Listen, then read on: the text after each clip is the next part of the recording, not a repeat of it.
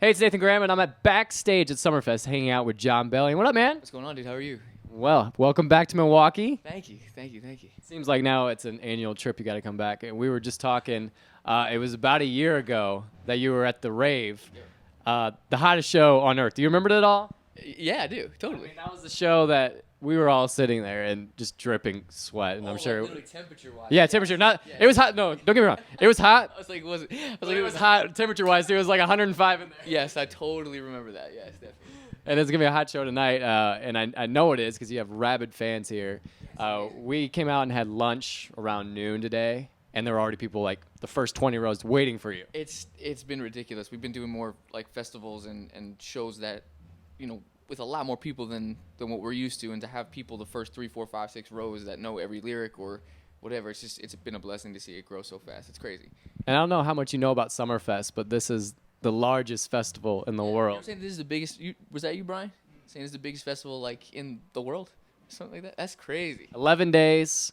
Artists like there's 6, 7 stages around. So you're actually competing with other people. Do you know who's like up against you tonight? Up again? No. Like same like other stages that you got to compete with. Well, House of Pain. Oh, sick! That's awesome.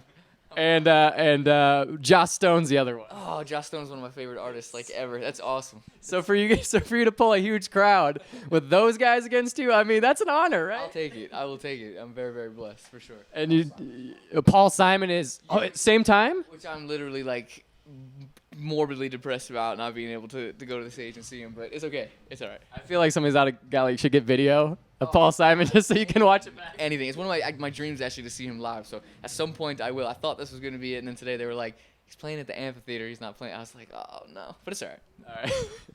All right. So you just announced you're going back on tour. Any new bells, whistles? A lot new. I think we're gonna. Say something. I think we're gonna be changing up the set list a lot. We're gonna be doing a lot of songs that people have been requesting from other albums, and we have like video screens and all. It's gonna be a totally different experience. Just it's like a victory lap basically. We did 2 tours already, headlined, blew them both out, double and triple the rooms again. So this third one's kind of gonna be like, this is the last time I'm playing this album. Now it's time to move on to something else. After. So you say it's like you've done it all already. So.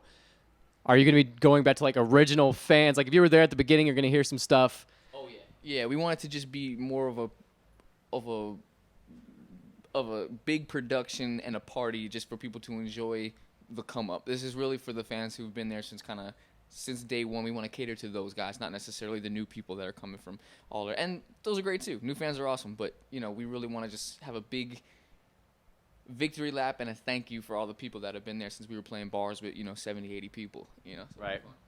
And so that means new album, right? That's got to be coming soon too after the tour, I'd assume. I think. Well, I don't want to lead anybody on, but I was writing records for other people for a really long time, and right when my songwriting and production moment or career kind of took off, they were like, okay, let's get you in with this person and this person. I went away for 2 years and worked on The Human Condition.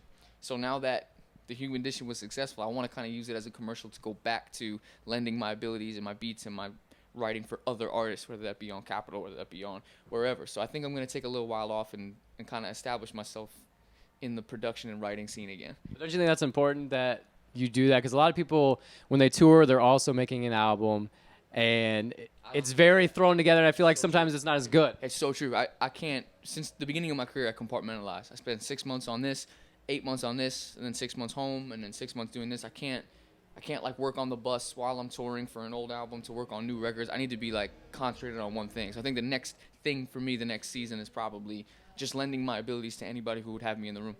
And a lot of fans were asking, because I asked on Twitter, like, what do you want me to say?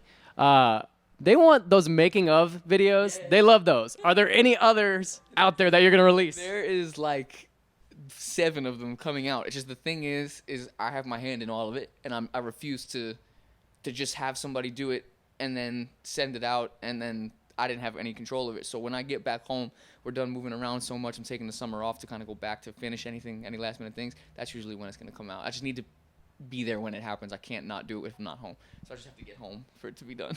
There you go. Well, he's going on tour, and then he'll go home. Yeah. And he's going to rock it tonight at Summerfest. Welcome back to Milwaukee. Thanks for coming, man. Thanks for having me. I appreciate it. Absolutely. And these guys right here, I don't know if it's worth anything, but these dudes, you guys are one of the first people to ever interview, to give me a shot, to play the record, and all that stuff, and it goes a long way. So anything you guys need from now on, these guys are family. So shout out to these guys right here. Thanks, John. Yeah, no